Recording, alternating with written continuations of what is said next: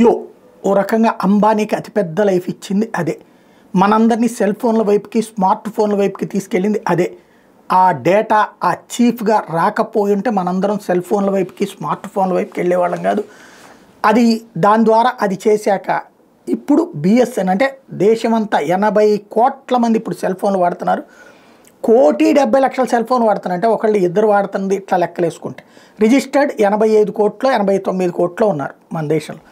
అయితే ఇట్లాంటి దశలో ఇప్పుడు బిఎస్ఎన్ఎల్ ఉన్నతి ప్లస్ అంబానీకి షాక్ ఏంటయ్యా అంటే ఆయనేమో పోను మొదట్లో 999, 1999, 2,999, 3,999, 4,999 ప్యాకేజీల దగ్గరికి వెళ్ళిపోతే ఇప్పుడు బిఎస్ఎన్ఎల్ న్యూ ఇయర్ సందర్భంగా 2,399 రూపాయల ప్లాన్ని పెట్టింది. 395 రోజులకు బదులుగా 425 రోజులు ఇస్తోంది.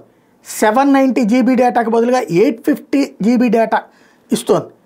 ఈ ఆఫర్ జనవరి 16 వరకు అందుబాటులో ఉంటుంది. కాబట్టి ఇప్పుడు క్రమంగా చూస్తుంటే పోటీ అన్నటువంటి విధంగా వెళ్ళేటందుకు ప్రభుత్వం, ఎందుకంటే బిఎస్ఎన్ఎల్ అలాంటి ధైర్యం చేయాలి అంటే ఖచ్చితంగా ప్రభుత్వ ప్రోత్సాహం ఉండాలి, ఇచ్చినట్టు కనబడుతోంది.